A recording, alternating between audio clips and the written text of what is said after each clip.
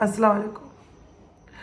आज का ब्लॉग मेरे लिए अब तक का सबसे मुश्किल ब्लॉग है फ्रेंड, सबसे मुश्किल ब्लॉग है मेरे लिए, पर बनाना है, आपको बताना है। आज ब्लॉग बनाने नहीं आई, आज ब्लॉग नहीं बना रही, आज आपसे बात शेयर करने आई हूँ। जो बोला नहीं जा रहा, पर बताना भी है आपको मुझे, क्योंकि मेरी माँ ने मुझसे कहा है तू बता, तू बताएगी तो आज नहीं तो कल, कल नहीं तो 2 महीने बाद मुझे बताना था।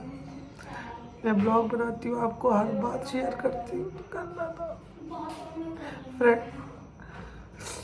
मैं भी, आप समझ ही होंगे, मम्मी के घर पर हूँ, मम्मी की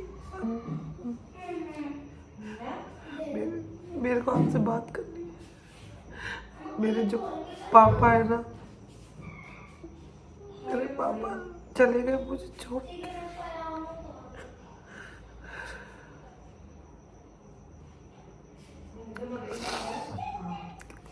पापा कल मुझे छोड़ के चले गए फ्रेंड, हमेशा हमेशा कभी नहीं आएंगे। मैं आपको कैसे बताती, ये हिम्मत मैंने कैसे जुटाई है आपको बताने के लिए। आप सोच रहे होंगे मैं क्यों ब्लॉग बना रही हूँ, ये ब्लॉग नहीं है, ये ब्लॉग नहीं है, ये आपको बात बताना था मुझे। मेरी माँ ने मुझसे अभी का, रात का अभी 10:30 बज रहा है, मैं अम्मी से बैठी बातें कर रही थी। अम्मी ने बोला मुझे कि तू ब्लॉग बनाना बंद नहीं करना। मेरे पापा बोले थे साइना से बोलना मैं रहूँ, कभी ब्लॉग बनाना बंद ना कर, वो उसका काम है। तो मेरी अम्मी ने मुझसे पूछा तूने बताया कि नहीं बताया, मैं कि नहीं बताया। अम्मी ने कि बता, उनका हक बनता है, वो तू उनको फैमिली बोलती है तो उनको बता।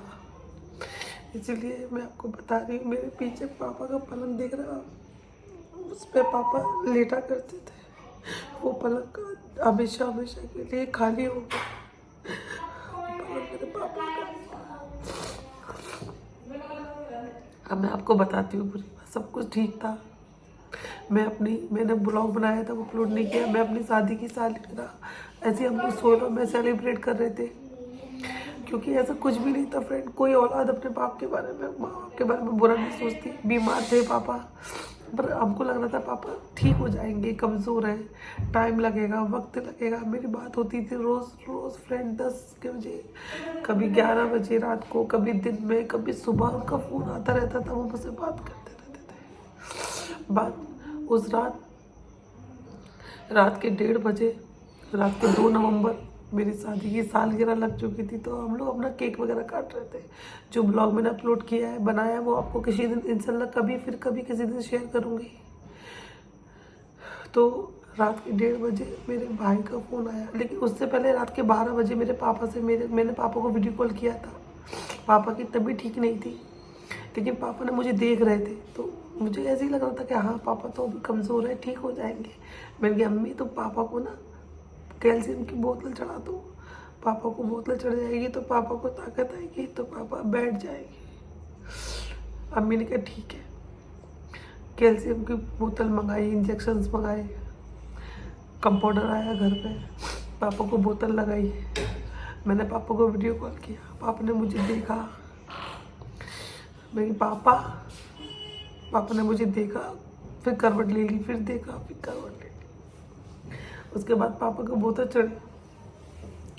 रात के 1:30 बजे के आसपास, 1:30 बजे के आसपास में दोनों उन्होंने 2 झटके की सांस ली, और वो हमेशा हमेशा के लिए आप सब कुछ छोड़ के चले गए। तो उसके बाद मेरे पास भाई का फ़ोन आया, मेरे पास ही सोहेल के पास आया। सोहेल से उन्होंने कहा, लेकिन सोहेल ने मुझे बताया नहीं। उनको पता था मैं बहुत अजीब रिएक्ट करूँगी, तो सोहेल को बताया पापा का और भाई ने। तो सोहेल ने मुझसे कहा तू आगरा चली जा पापा के पास, पापा तबीयत सही नहीं है। मैं कहती ठीक है। फिर मेरे भाई का फ़ोन आया, भाई ने मुझसे कहा, छोटे वाले भाई ने, तू आजा साइना, तू आएगी तो पापा अच्छे हो जाएंगे। मैं हाँ मैं आती हूँ। मैं फिर थोड़ी देर बाद सोहेल ने बताया कि पापा नहीं रहे, पापा चले गए,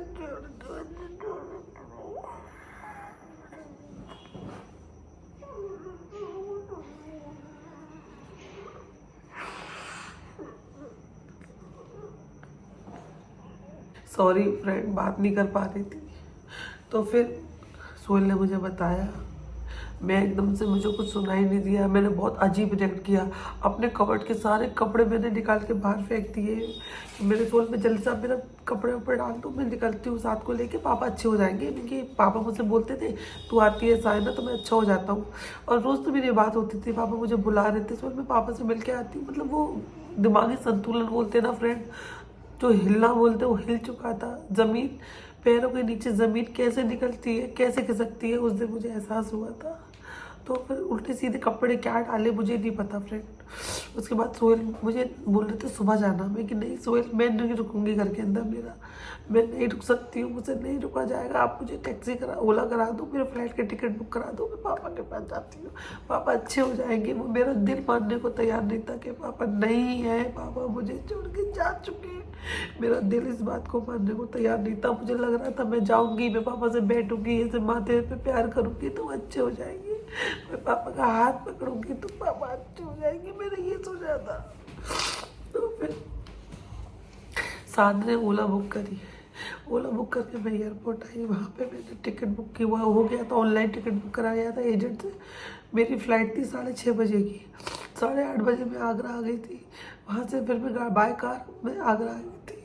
और जब मैं आगरा आई, जब मैंने अपने घर में मेरे से पैर नहीं रखा जा रहा था फ्रेंड, मेरे पापा एक टाइम पे मेरा खड़े होके मेरे को खड़े होकर वो मेरे को वेलकम के लिए खड़े होते थे। साइना तू आ गई, रास्ते में मेरे को 100 कॉल करते थे, साइना तू कहाँ पहुँची, मेरे पापा ग्वालियर आया है, झांसी आया, ये वो। पापा बोलते थे जल्दी आ जा बेटा, जल्दी आ जा। उस दिन फ्रेंड एक कॉल नहीं आया मेरे बाप का कि तू कहाँ पहुँची। सुन जरा, ब्लॉग बना रही थी, जरा कॉल करती हूँ मैं, थोड़ी देर में कॉल करती हूँ, 10 मिनट में। वो सब कुछ बता रही थी ब्लॉग में सब लोग को। नहीं, अभी डलाना उसका फ़ोन यूज़ कर रही थी मैं बैटरी में, ठीक है।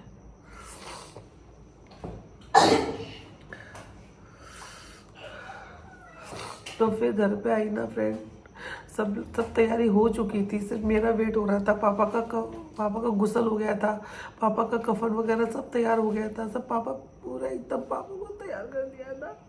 मेरा इंतज़ार हो रहा था और मैं घर के अंदर कदम नहीं रख पा रही थी, क्योंकि हमेशा पापा मेरा इंतज़ार करते थे और पापा इस बार नहीं इंतज़ार कर रहे थे मेरा।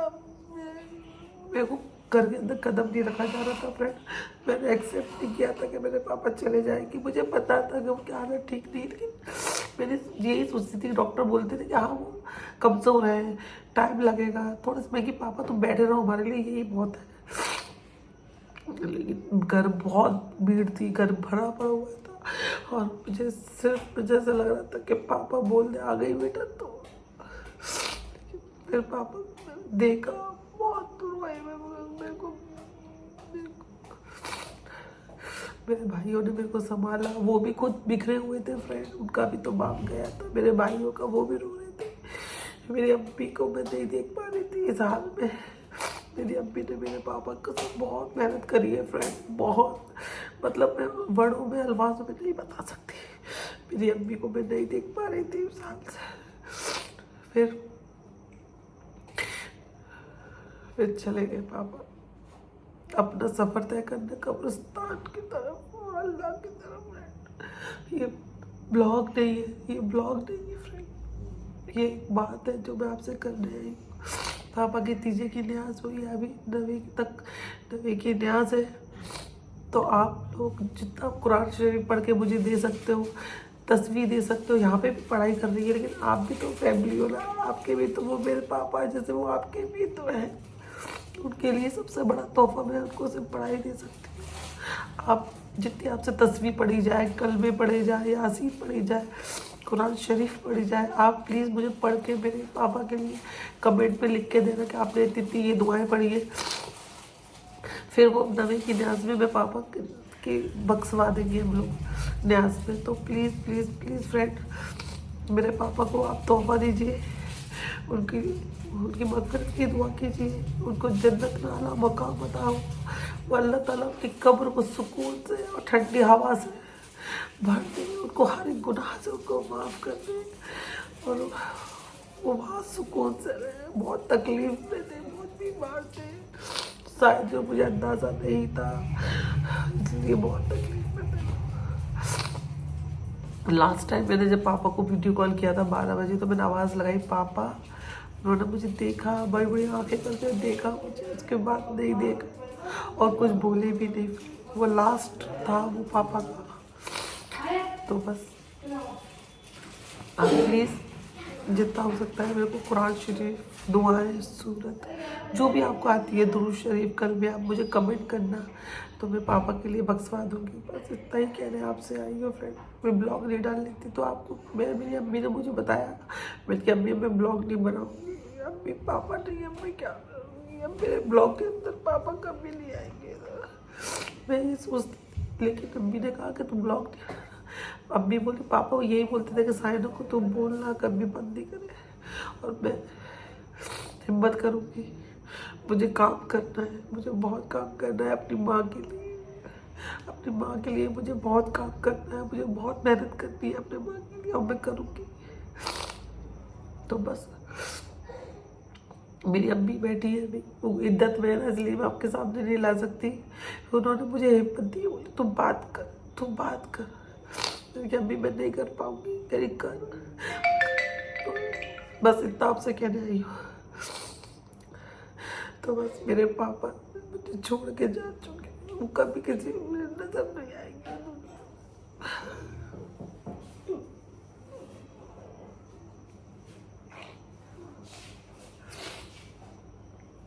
अभी मुझे अपनी अम्मी को संभालना है, अपनी माँ के लिए मेहनत करनी है।